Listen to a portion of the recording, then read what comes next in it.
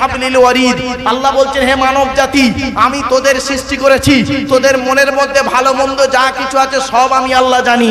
তোরা কোনোদিন ভাববি না আমি আল্লাহ অনেক দূরে, না না না, আমি আল্লাহ তোর ঘাড়ের শিরারও নিকটবর্তী। একবার অন্তরের অন্তঃস্থল থেকে আমাকে আল্লাহ বলে ডাক দে, আমি আল্লাহ তোর ডাকে সাড়া দেব। আপনি ডাকুন না। আরে আদম নবী 350 বছর কেঁদেছে, আল্লাহকে ডেকেছে, লাস্টে পেয়েছে। নূহ নবী 950 বছর ডেকেছে, আল্লাহকে পেয়েছে। ইব্রাহিম নবী আগুন কুণ্ডের ভেতর থেকে আল্লাহকে ডেকেছে, আল্লাহ তাকে সাড়া দিয়েছে। ইউনুস নবী মাছের পেটের ভেতর থেকে আল্লাহকে ডেকেছে, আল্লাহ তার ডাকে সাড়া দিয়েছে। আইয়ুব নবী কি করেছেন, 18 বছর রোগে থেকে ডেকেছে, আল্লাহ তার ডাকে সাড়া দিয়েছে। জাকারিয়া নবী গাছের ভেতর থেকে ডাক দিয়েছে, আল্লাহ তার ডাকে সাড়া দিয়েছে। ইয়াকুব নবী অন্ধ অবস্থায় ডেকেছে, আল্লাহ তার ডাকে সাড়া দিয়েছে।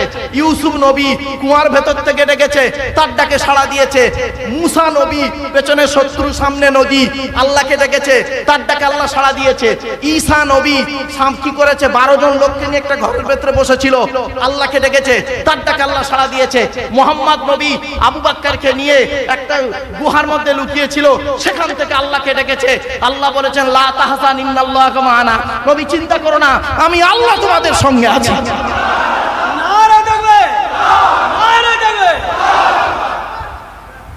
আপনি কেন ডাকেননি আল্লাহকে?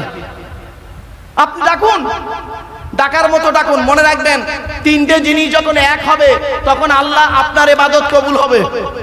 কটা কটা? 3টে জিনিস যখন এক হবে তখন জানবেন ইবাদত কবুল হবে।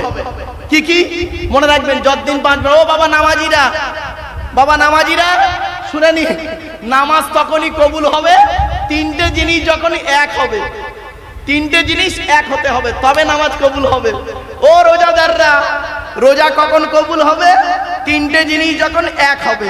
কি 3টে জিনিস মনে রাখবেন? কথা, কাজ, অন্তর। কথা, কাজ, অন্তর। কি বললাম বাবা? কথা, কাজ, অন্তর। আপনি নামাজ পড়ছেন, নামাজ পড়ছেন আলহামদুলিল্লাহ রাব্বিল আলামিন, কথা বলছে, কাজটা কি নিয়ত বেঁধেছেন, তাহলে কথা কাজ দুটো হলো। আর মনটা পড়ে আছে ভাঙড়ে, মনটা পড়ে আছে ঘটপুকুরে, বুঝতে পারেন? এবার বুঝতে পারছেন? কথা, কাজ, অন্তর 3টে এক হলে ইবাদত কবুল হবে। যখনই নামাজ পড়বেন 3টে এক হতে হবে। কথা, কাজ, আপনি নামাজ পড়ছেন এবং সঙ্গে মনটাও রাখতে হবে ওখানে, হাজির হাজির রাখতে হবে মনটাকে। আপনি মনটা রেখেছেন অন্য জায়গায় আর বডিটা রয়েছে মসজিদের ভিতরে, ও নামাজ হবে না। বাস্তব বলছি, 3টে জিনিস যখন এক হবে তখন ইবাদত কবুল হবে। মনে রাখবেন সব সময়ের জন্য, কথা, কাজ, অন্তর 3টে এক হতে হবে। আপনি মুখে বলছেন একরকম, কাজে করছেন আর এক রকম, এটা ঠিক না। কথা বলবে, কাজ করবে, অন্তরটাও এক হবে। চলো এবার আসছি বাপের আমার। 2 নাম্বার হলো কি? 2 নাম্বার হলো আল্লাহ বলছেন 3টে জিনিস আলাদা। 1 নাম্বার কি বললাম? ব্লাড গ্রুপ আলাদা। 2 নাম্বার হলো চোখের রেটিনা আলাদা। কি বললাম বাবা? এই চোখের রেটিনা।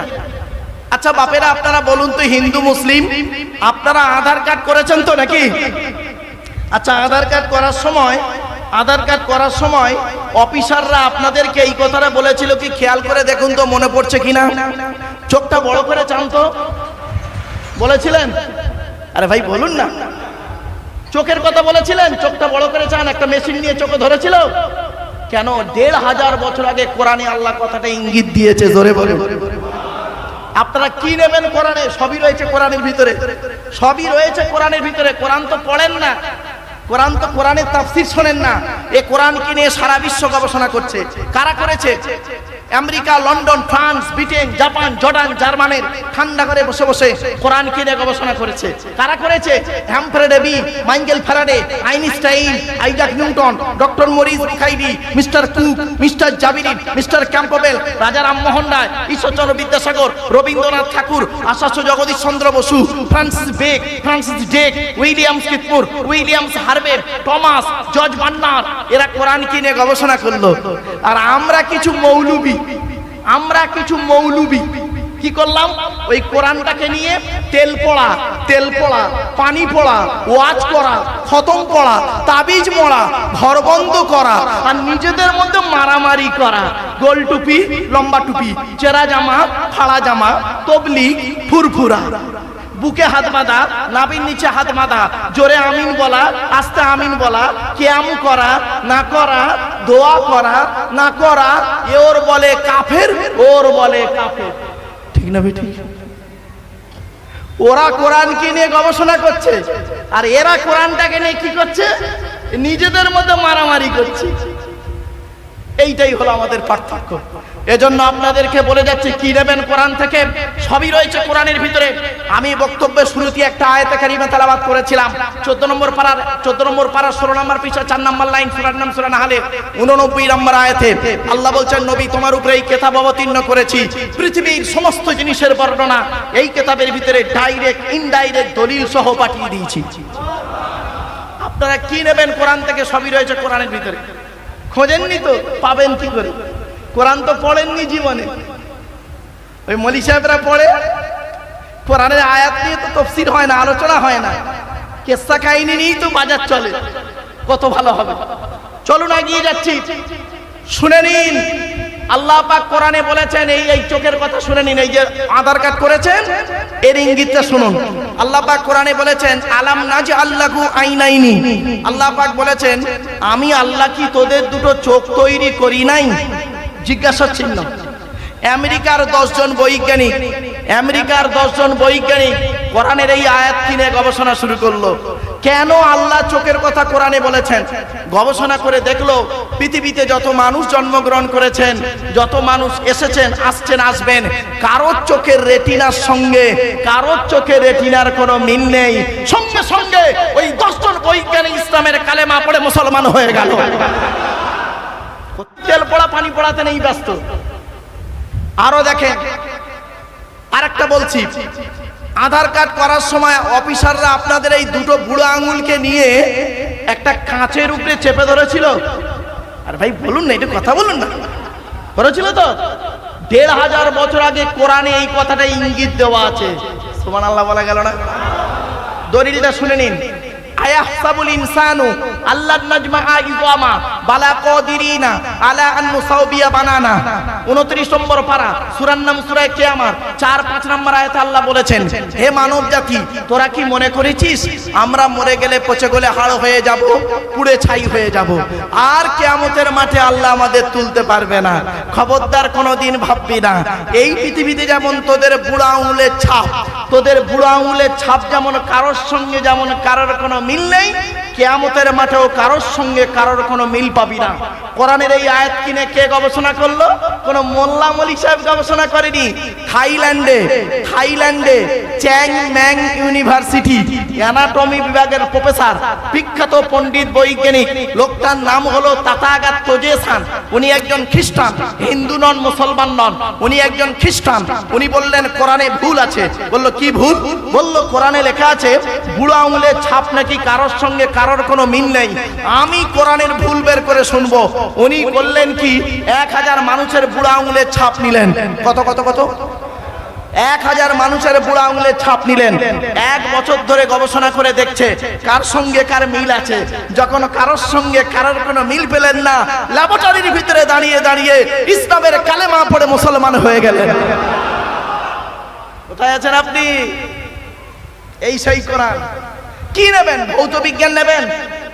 ভৌত বিজ্ঞান নেবেন, কোরআনে আছে। জীবন বিজ্ঞান নেবেন, কোরআনে আছে। ভূগোল নেবেন, কোরআনে আছে। রাজনৈতিক জীবন, পারিবারিক জীবন, সাংসারিক জীবন, সামাজিক জীবন, অর্থনৈতিক জীবন, কি নেবেন আপনারা?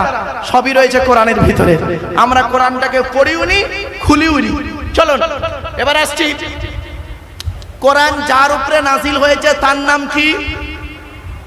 হযরত মুহাম্মদ সাল্লাল্লাহু আলাইহি সাল্লাম, তাই তো নাকি বাবা? হ্যাঁ, চলুন। আচ্ছা, নবীদের পরিচয় কি? নবীদের পরিচয় হলো 3টে। কটা বাবা? কটা? 3টে। আল্লাহর পরিচয় 4টে, নবীদের পরিচয় 3টে, আর আমাদের পরিচয় 2টো। এটা মাথায় রাখুন। নবীদের পরিচয় 3টে। কি কি? 1 নাম্বার, যিনি নবী হবেন তার চরিত্র উত্তম হতে হবে। এক নাম্বার, যিনি নবী হবেন তার চরিত্র উত্তম হতে হবে। দুই নাম্বার, যিনি নবী হবেন তার উপরে আল্লাহর তরফ থেকে ওহী নাযিল হতে হবে। তিন নাম্বার, যিনি নবী হবেন তার দ্বারাই অলৌকিক ঘটনা ঘটতে হবে, একটা হোক বা 50টা হোক। পৃথিবীতে যত নবী এসেছেন প্রত্যেক নবীর মাধ্যমে আল্লাহ পাক 1 থেকে 50টার ভিতরে মুজিজা দিয়েছেন। আমার নবী বিশ্ব নবী মুহাম্মদ সাল্লাল্লাহু আলাইহি ওয়াসাল্লামের মাধ্যমে আল্লাহ পাক পৃথিবীতে 1000-এরও বেশি মুজিজা দিয়েছেন। জোরে বলুন। সর্বশ্রেষ্ঠ হলো কোরআনুল মাজিদ। আসুন আমাদের নবীর আলোচনা একটু করে দিই, নবীর পরিচয়টা দিয়ে দিই। আচ্ছা, আমাদের নবীর নাম মুহাম্মদ সাল্লাল্লাহু আলাইহি সাল্লাম, তাই তো নাকি বাপ? আচ্ছা, নবীজি কোন বংশে জন্মগ্রহণ করেছেন? কুরাইশ বংশে। কোন বংশ বাবা? কুরাইশ বংশ। কার নাম কুরাইশ? শুনে নিন। তবে এই পরিচয় যখন দেবো সুবহানাল্লাহ বলতে বললে উচ্চ আওয়াজে জোরে সুবহানাল্লাহ বলতে হবে, পারবেন তো ইনশাআল্লাহ? চলেন, কোন বংশ বললেন? কুরাইশ। মুহাম্মাদের বাপের নাম আব্দুল্লাহ, আব্দুল্লাহর বাপের নাম আব্দুল মুত্তালিব, আব্দুল মুত্তালিবের বাপের নাম আব্দে মান্নাফ, আব্দে মান্নাফের বাপের নাম হাশেম, হাশেমের বাপের নাম কুসাই, কুসাইয়ের বাপের নাম কিলাব, কিলাবের বাপের নাম মুররা, মুরার বাপের নাম লুবাই, লুবাইয়ের বাপের নাম কাব, কাবের বাপের নাম গালিব, গালিবের বাপের নাম ফিগির, ফিগির থেকে কুরাইশ বংশ এসেছে। নবীর বাপের নাম আব্দুল্লাহ, মায়ের নাম আমিনা, দাদার নাম আব্দুল মুত্তালিব, দাদির নামটা কি? নেতিলা বিনতে খব্বাব ব্রাকেটে ফতেমা, কেউ বলেছেন সামিরা। নবীর নানার নাম হলো আব্দুল ওয়াহাব জুহরি, নবীর নানির নাম হলো বারিরা বা বাররা, নবীর দুধমার নাম হলো হালিমা, নবীর দুধ বাপের নাম হলো হারেস, নবীর দুধ ভাইয়ের নাম আব্দুল্লাহ, নবীর বাপের নাম আব্দুল্লাহ, নবীর দুধ ভাইয়ের নাম আব্দুল্লাহ। দুটো যেন এক করে ফেলবেন না। নবীর জন্ম 570 খ্রিস্টাব্দে। ইংরেজি কি মাস ছিল? 29শে আগস্ট। কত কত কত? 570 খ্রিস্টাব্দের 29শে আগস্ট। আরবি মাস ছিল রবিউল আউয়াল মাস, 12 তারিখ মতান্তরী 9 তারিখ সোমবার শবে সাদেকের সময় আরবের মক্কা নগরে কুরাইশ বংশে নবীর জন্ম। নবীর বাপেরা হলো 10 ভাই, নবীর মায়েরা হলো 19 বোন। নবীর 9টা চাচা, নবীর 9টা চাচা, 18টা খালা, 6টা ফুফু, 7টা ছেলে মেয়ে। আপনি তো নবী সম্পর্কে কিছুই জানেন না তেমন।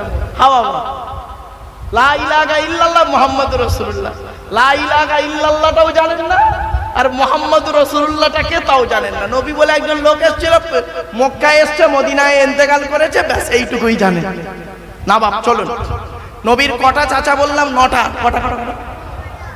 9টা চাচা। 9টা চাচার নাম কি শুনে নিন। বড় চাচার নাম হলো হারেস, কি বললাম? হারেস, জুবায়ের, মুকাইয়িম, ফাইদাক, জাইদাক, আবু লাহাব, হামজা, আব্বাস, আবু তলেব। নবীর বাপ হলো আব্দুল্লাহ। কই আবু জাহালের নাম তো এখানে নেই। আবু জাহাল নবীর চাচা নয়। অনেক বক্তা বাজারে ওয়াজ করে বেড়ায় আবু জাহাল নবীর চাচা। তখন কোন দাদুর ছেলে? কই বললি না কোন দাদুর ছেলে ওটা? এই তো নবীর 9টা চাচার নাম বলে দিচ্ছি। কে কে? হারেস, জুবায়ের, মুকাইয়িম, ফাইদা, জাইদা, আবু লাহাব, হামজা, আব্বাস, আবু তালেব, নবীর বাপ আব্দুল্লাহ। এই তো 10টা ভাই বাবা। চলেন এরপর আসি নবীর 7টা ছেলে মেয়ে। কটা কটা কটা? 7টা ছেলে মেয়ে, 3টে পুত্র সন্তান, 4টে কন্যা সন্তান। 3টে পুত্র সন্তান কে কে? বড় ছেলেটার নাম হলো কাসেম, তারপরে ছেলেটার নাম হলো তাহের বা তৈয়ব, কেউ বলেছে আব্দুল্লাহ। ছোট ছেলেটার নাম হলো ইব্রাহিম।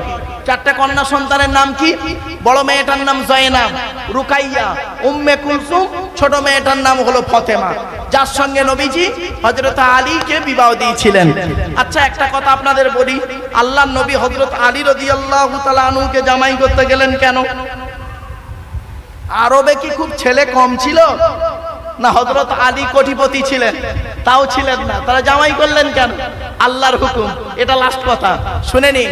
হযরত আলী রাদিয়াল্লাহু তাআলা আনহুর মধ্যে আল্লাহ অনেক গুণ দান করেছিলেন। এখান থেকে শিক্ষা নিয়ে নিন। আমি দুটো গুণের কথা বলছি, আর এখান থেকে শিক্ষা নিয়ে নিন। আপনাদের বাড়িতে যাদের মেয়ে আছে, কন্যা সন্তান আছে, কোন ছেলেকে জামাই করবেন? যে ছেলের মধ্যে কমসে কম দুটো গুণ পাবেন, ওই ছেলেকে জামাই করবেন। আর কোন মেয়েকে বৌমা করবেন? সাদা চামড়া দেখে খালি বৌমা করতে যাবেন না। সব সাদা চামড়ার মেয়ে ভালো নয়। কোরআনে আছে বাবা, কোন মেয়েকে বৌমা করবেন? যে মেয়ের মধ্যে 6টা গুণ পাবেন। তা ছেলেদের কটা গুণ বলেছি বাবা? কটা? দুটো। আর মেয়েদের 6টা। একটু শুনে নিন। ছেলেদের দুটো গুণ কি কি? 1 নাম্বার দেখবেন, ছেলেটি সৎ ছেলে কিনা খবর নেবেন। 2 নাম্বার হলো ছেলেটি কর্মী কিনা খবর নেবেন। কর্মী ভাষাটা বুঝতে পারছেন? কর্মী মানে পরিশ্রম করে। ওই বাপের হোটেলে খায় 420 বার ছেলে, ওই ছেলের হাতে মেয়ে তুলে দেবেন না, ফেঁসে যাবেন। এবার আসছি, কোন মেয়েকে বৌমা করবেন? যে মেয়ের মধ্যে 6টা গুণ পাবেন। কোরআনে আছে, মুসলিমাতিন, মুমিনাতিন, কনিতাতিন, তাইবাতিন, আবিদাতিন, সাইহাতিন, সাইয়্যিবাতিন ওয়া আবকারা। 28 নম্বর পারার 19 নম্বর পৃষ্ঠা 11 নম্বর লাইন, সূরার নাম সূরা তাহরিমের 5 নম্বর আয়াত। আল্লাহ পাক বলেছেন, 1 নাম্বার মেয়েটি মুসলমান কিনা খবর নেবেন। 2 নাম্বার মেয়েটি বিশ্বাসী মেয়ে কিনা খবর নেবেন। 3 নাম্বার মেয়েটি খুব ইম্পর্টেন্ট, এইটা শুনে নিন, কনিতাতিন, আনুগত্যশীলা মেয়ে কিনা খবর নেবেন। দূর থেকে খবর নিয়ে দেখবেন ওই মেয়েটি ওর বাপ আর মাকে ভক্তি শ্রদ্ধা করে কিনা খবর নেবেন। দূর থেকে খবর নিয়ে যদি সঠিক তথ্য পেয়ে যান মেয়েটি ওর বাপ আর মাকে ভক্তি শ্রদ্ধা সম্মান করে না, খবরদার ওই মেয়েকে জীবনে কোনোদিন বৌমা করবেন না। ও ওর নিজের বাম্মাকে ভক্তি শ্রদ্ধা করে না, তোমার বাম্মার পাতে সহজে একতলা ভাত দিতে চাইবে না। মনে রাখবেন, বর্তমান সময়ে বেশিরভাগ মেয়ের সংসার নষ্ট হয়, মেয়ের মায়ের কান ভাঙানিতে। ঠিক না বে ঠিক? যে মেয়ের মা যত বেশি চালাক, ওই মেয়ের কপালে তত তাড়াতাড়ি তলাক। বাস্তব বললো, রাগ করবেন না কেউ, শুনে নিন। বাস্তব কথা বললাম বাবা, আমাকে ভুল বুঝবেন না জানা। আর একটা কথা বলি আপনাদের। আচ্ছা বাবারা, আপনারা তো আজকের বাড়ি যাবেন, শেষ দোয়া হয়ে গেলে হুজুরকে বলা শেষ দোয়া করবেন, তারপরে আপনারা বাড়ি যাবেন। তো আপনাদের বাড়িতে কয় শ্রেণীর মেয়ে ছেলে আছে? 4 শ্রেণীর মেয়ে। আচ্ছা আসুন হাদিসটা বলি, তবে বুঝতে পারবেন। আল্লাহর নবী একদিন সাহাবীদেরকে বলছেন, ও আমার সাহাবীরা, তোমাদের বাড়িতে কয় শ্রেণীর মেয়ে ছেলে আছে? তো সাহাবীরা বললেন, ইয়া রাসূলুল্লাহ, আমাদের বাড়িতে 4 শ্রেণীর মেয়ে ছেলে আছে। কয় শ্রেণীর? জোরে বলুন। 4 শ্রেণীর। আপনারা আমার বাড়িতে আছে 4 শ্রেণীর মেয়ে ছেলে। কে কে? মা, বোন, মেয়ে, বউ। মা, বোন, মেয়ে, বউ, এই 4 শ্রেণীর মেয়ে ছেলে আছে। তো নবীজি বললেন, কি করে বুঝবে এই 4 শ্রেণীর মেয়ে ছেলে মরে গেলে স্বর্গে যাবে না নরকে যাবে? আপনারা কি করে বুঝবেন? শুনে যান। এই অভ্যাসগুলো যে নারীর মধ্যে থাকবে, যে মেয়ে ছেলের মধ্যে, নবীজি বলেছেন এই অভ্যাসগুলো যে মেয়ের মধ্যে থাকবে, ওই মেয়ে ছেলে যত নামাজ পড়ুক, রোজা রাখুক, ধর্মের কাজ করুক, ওই মেয়ে ছেলে নরকবাসিনী, জাহান্নামী। শুনে নিন।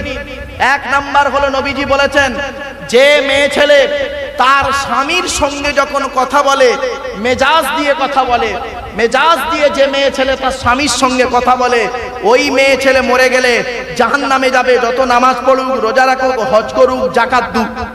এই অভ্যাস যদি আপনার বাড়িতে যাবেন আজকের আপনারা, আপনার মায়ের মধ্যে যদি এই অভ্যাস থাকে, আপনার মা যদি আপনার বাপের সঙ্গে যদি মেজাজ দিয়ে কথা বলে, আপনি সত্যিকারের যদি মানুষের চামড়া সন্তান হন, মাকে দুটো হাত ধরে বলবেন, মা খবরদার মা, তুমি জাহান্নামটাকে কিনে নিও না, আব্বার সঙ্গে মেজাজ দিয়ে কথা বলো না। এই কথা যদি বলতে না পারেন, আপনি কিসের সন্তান? 2 নাম্বার হলো, শুনে নিন, একজন মেয়ে ছেলে জাহান্নামায় যাবে, চারজন পুরুষকে প্রথম জাহান্নামায় ঢোকাবে। এক নাম্বার তার বাপ, দু নাম্বার তার ভাই বা দাদা, তিন নাম্বার তার স্বামী, চার নাম্বার তার পেটের ছেলে। এবার আসছি 2 নাম্বার। নবীজি বললেন ওই আজকের বাড়িতে যাবেন, বাড়িতে গিয়ে যদি দেখেন আপনার বোন আপনার বোনায়ের সঙ্গে, আপনার বোন আপনার বোনায়ের সঙ্গে মেজাজ দিয়ে কথা বলছে, মানুষের চামড়া যদি ভাই হয়ে থাকেন, বোনকে ধমক দিয়ে বলবেন এই স্বামীর সঙ্গে কিভাবে কথা বলতে হয় জানিস না? এই কথা যদি না বলতে পারেন, আপনার মতো ভাই হলো জাহান্নামী, জাহান্নামী, জাহান্নামী।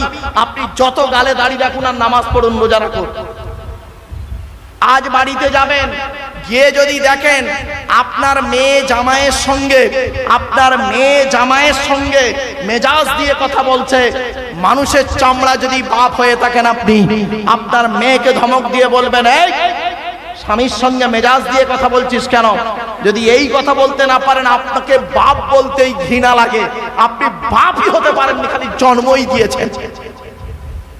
1 নাম্বার নবীজি বললেন ওই মেয়ে ছেলে জাহান্নামায় যাবে যে মেয়ে ছেলে তার স্বামীর সঙ্গে মেজাজ দিয়ে কথা বলে, ওই মেয়ে ছেলে জাহান্নামায় যাবে।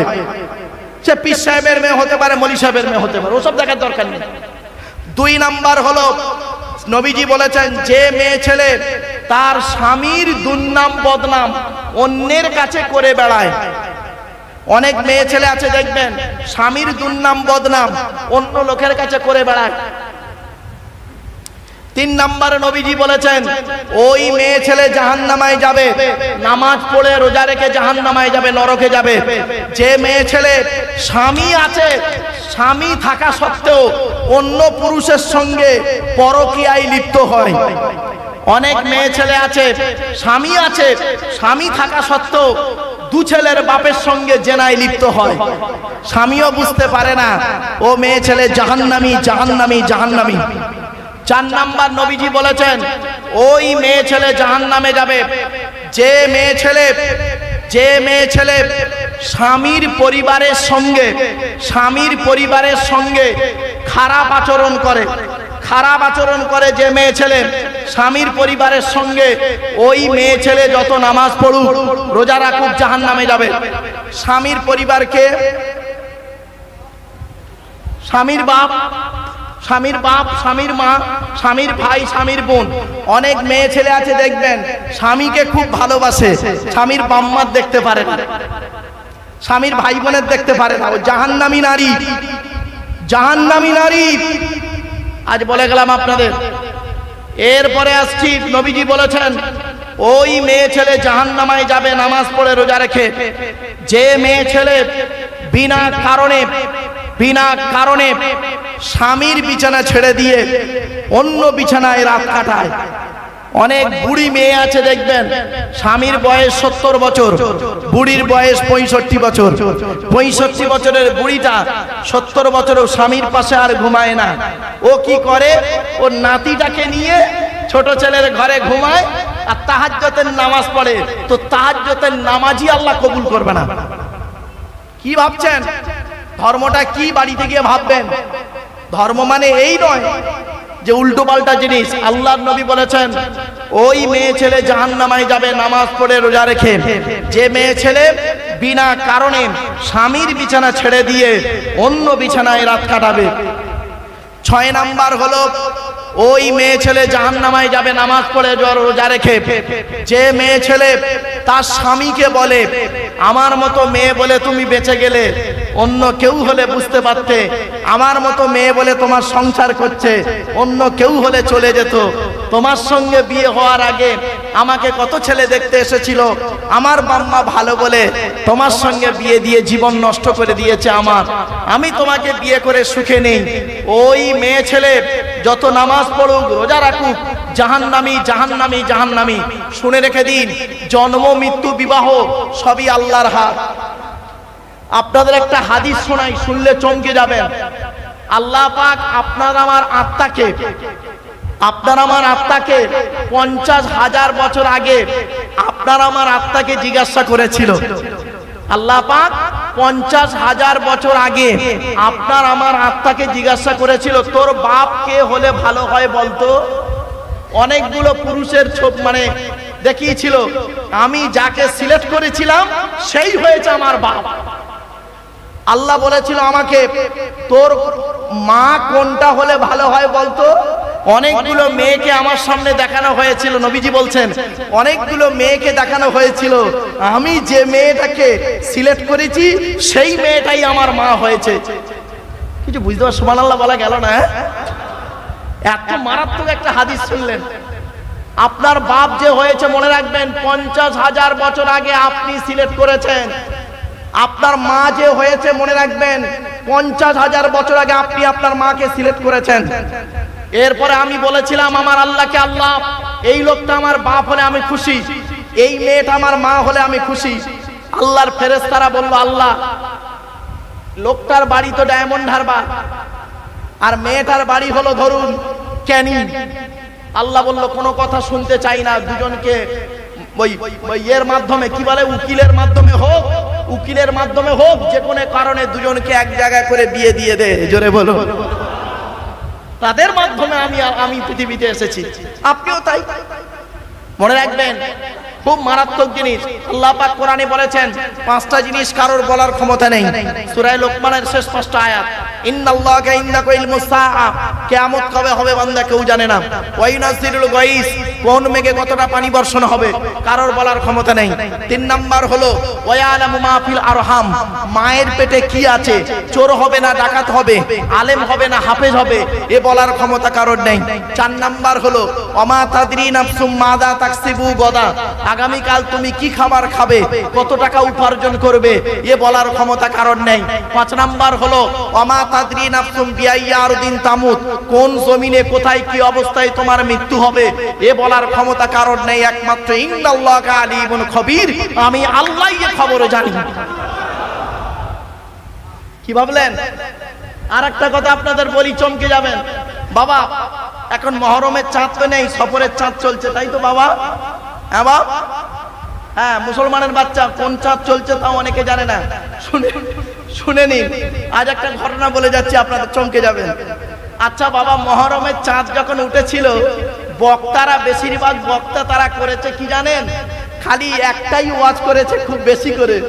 মহরম মাসের 10 তারিখে হুসাইন রাদিয়াল্লাহু তাআলা আনহু কারবালার ময়দানে শহীদ হয়েছে, এই ঘটনাটাকে সুন্দর করে বলেছেন। আর সত্যি করুণ ঘটনা। শুনে রেখে দিন এই মহরম মাসের 10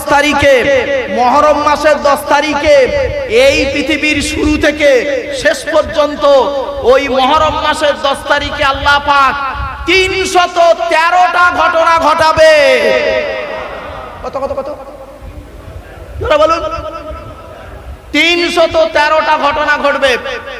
তার মধ্যে 312টা ঘটনা অলরেডি ঘটে গেছে, একটা বাকি আছে, এই পৃথিবী ধ্বংস ওই তারিখে হবে। তার মধ্যে 312 নম্বর ঘটনাটা হলো 680 খ্রিস্টাব্দে।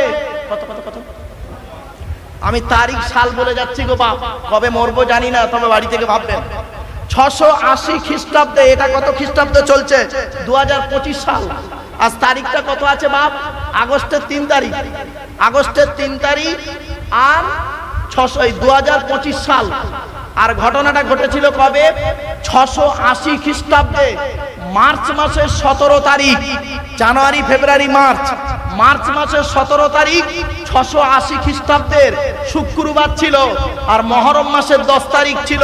কারবালার প্রান্তরে হযরতে হুসাইন রাদিয়াল্লাহু তাআলা আনহু 55 বছর বয়সে, ওনার বয়স তখন কত ছিল? 55 বছর বয়সে 50 জন নিজের পরিবারকে নিয়ে সত্যের পক্ষে অন্যায়ের বিপক্ষে জীবনটা বিলিয়ে দিয়েছিলেন, শহীদ হয়েছিলেন। এই ঘটনাটা পৃথিবীর সবথেকে দুর্ভাগ্যজনক ঘটনা 100%। কিন্তু এই ঘটনাটা ছিল সারা পৃথিবীর 312 নাম্বার ঘটনা। এর আগে, এই ঘটনার আগে পৃথিবীতে 311টা ঘটনা ঘটেছে। কত 311টা ঘটনা ঘটেছে। 50টা ঘটনাও বক্তারা জনগণকে বলে না। 50টা বলে না, খালি ওই ঘটনাটাই আমাদের ওয়াজ হয়ে যায়। শুনে নিন, আমি কয়েকটা কথা ঝপঝপ করে বলে দিচ্ছি, অসুবিধা হচ্ছে আপনাদের? আর একটু হবে না, বন্ধ করে দেবো? হবে? একবার তাকবীর দেন, নারায়ে তাকবীর, নারায়ে তাকবীর। একবার দরুদ শরীফ, আল্লাহুম্মা। সুগার রোগী তো ভাই, না না না,